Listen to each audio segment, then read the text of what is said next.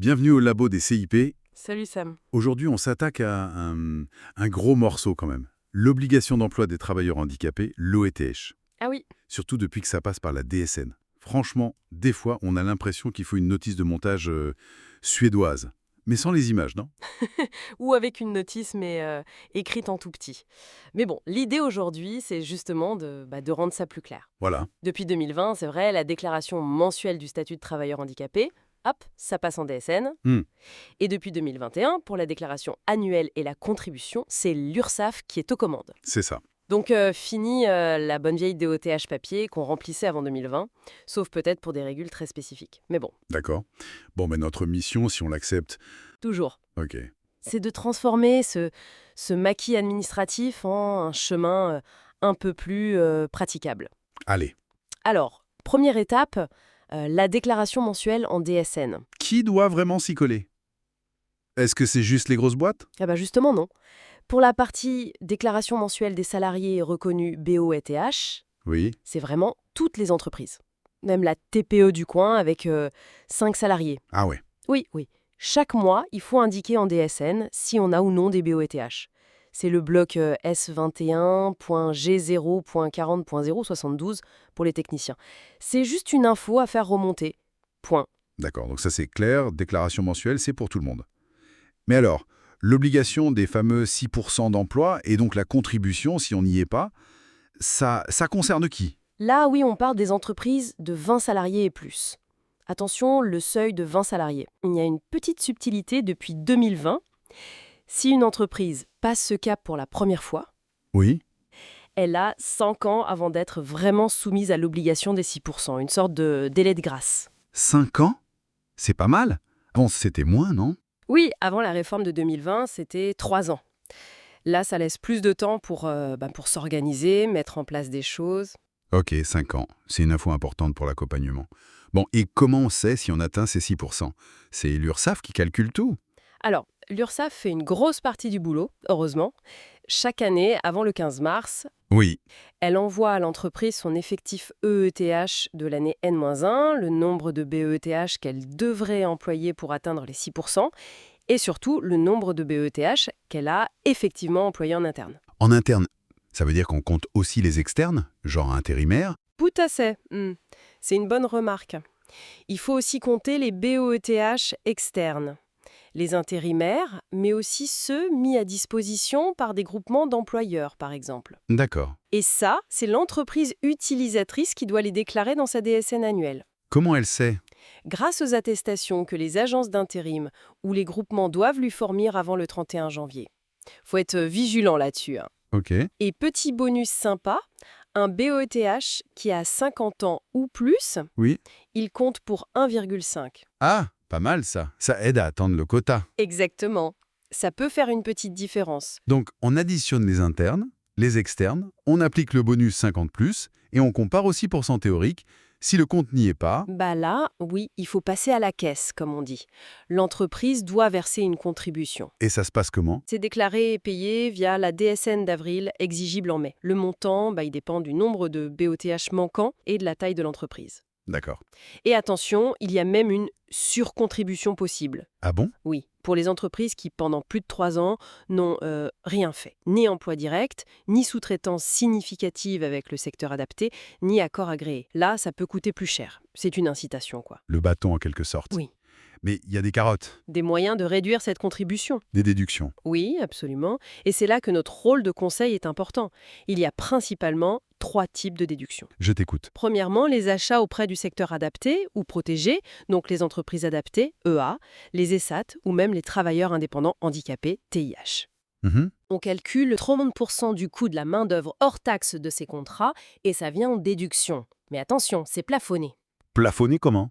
Le plafond dépend du taux d'emploi direct de BETH dans l'entreprise. En gros, plus tu emploies de BETH, plus tu peux déduire grâce à tes achats. C'est soit 50%, soit 75% de la contribution brute. D'accord, logique. Deuxième levier.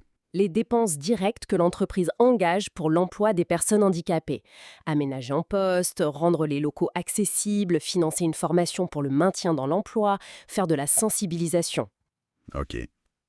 Ça aussi, c'est déductible, mais dans la limite de 10% de la contribution brute. Et attention, Oui. certaines de ces dépenses ne seront plus déductibles après 2024. Faut vérifier et anticiper ça. Important à savoir. Et le troisième? C'est un peu plus spécifique. Les ECAP, emploi exigeant des conditions d'aptitude particulières, pense aux pilotes de ligne, aux pompiers. Pour ces postes, on peut déduire les effectifs concernés du calcul de l'obligation, sans plafond cette fois. Ok, c'est très clair. Achat, dépenses directes et cap. Bon, à savoir, la GFIP a un simulateur, non? Pour estimer tout ça. Oui, tout à fait. La GFI propose un simulateur en ligne, c'est assez pratique pour aider les entreprises à anticiper le montant de leur contribution éventuelle. Super. Et il y a une autre voie possible, j'ai entendu parler d'accord agréé. C'est quoi ça? Exactement. C'est une alternative à la contribution financière directe. Une entreprise, ou un groupe, ou même une branche professionnelle peut négocier un accord pour 3 ans. Cet accord doit être agréé par l'État. Il contient un programme précis d'action en faveur de l'emploi des travailleurs handicapés avec un budget détaillé. Et le budget, il doit être de combien? Au minimum, il doit être égal au montant de la contribution que l'entreprise aurait dû payer si elle n'avait pas eu l'accord. Sans compter les déductions possibles, attention. D'accord. C'est une démarche plus proactive, quoi. C'est ça. C'est un engagement sur un plan d'action. Et si, à la fin des 3 ans, tout le budget prévu n'a pas été dépensé pour les actions prévues, Oui, le solde doit être versé à l'URSSAF. Pas de cadeau. logique. Donc, pour résumer les rôles, l'URSSAF gère la DSN, la collecte de la contribution. C'est ça depuis 2020-2021. Et la GFIP, elle fait quoi maintenant dans ce nouveau paysage? La GFIF reste un terre essentiel. Son rôle, c'est surtout le conseil, l'accompagnement des entreprises pour développer l'emploi, la gestion des aides financières pour l'embauche, l'adaptation des postes, le maintien dans l'emploi. D'accord. Et elle reste aussi compétente pour gérer les éventuels contentieux sur les déclarations d'avant 2020. Les rôles sont bien distincts et complémentaires avec l'URSSAF. Très clair. Un dernier point, et pas des moindres, la vigilance. Il paraît qu'il y a des tentatives d'arnaque, des appels bizarres. Malheureusement, oui, ça arrive. Il faut être très prudent. Le message clé, c'est que l'URSSAF ne mandate jamais une société extérieure, un prestataire privé, pour appeler les entreprises, réclamer des informations sur leurs effectifs BOTH ou demander de l'argent. Jamais. Donc, si on reçoit un appel ou un mail suspect, Le seul réflexe, raccrocher ou ne pas répondre aux mails et contacter directement son URSSAF habituel pour vérifier. On peut aussi signaler à la DGCCRF. Il y a des filous qui essaient de profiter de la complexité du sujet. prudence et mère de sûreté. Bien noté. Ouf, on a bien débroussaillé le sujet, je crois. Oui, pas mal. Si on devait retenir l'essentiel, DSN, DSN, DSN. Pour la déclaration mensuelle des BET, c'est pour tout le monde. Voilà. Et pour les entreprises de 20 salariés et plus, la DSN d'avril-mai, c'est le moment clé pour la déclaration annuelle de l'EET. Que ce soit la contribution, les déductions ou l'accord agréé. Et c'est l'URSSAF qui gère. C'est exactement ça. Et ne pas oublier les leviers pour agir, les déductions, notamment via les achats responsables ou les dépenses directes, et la possibilité de s'engager dans un accord agréé. Tout à fait. Anticiper et connaître ces mécanismes, c'est la clé pour ne pas juste subir l'obligation. Complètement. Et ça nous amène, comme toujours, à la question qu'on laisse pour la route. Pour nous, les CIP, face à une entreprise, comment on peut l'aider concrètement à passer de cette OUTH, vue parfois comme une simple contrainte administrative ou financière, à une vraie opportunité, une démarche qui a du sens, qui favorise une inclusion durable et qui, pourquoi pas, crée de la valeur à la fois humaine et même économique. Vaste question. Mais c'est tout l'enjeu, non? Accompagner chaque entreprise avec sa culture, ses moyens, pour trouver sa façon de transformer cette obligation en levier positif. Chaque situation est unique. Exactement. Matière à réflexion pour nos prochains accompagnements.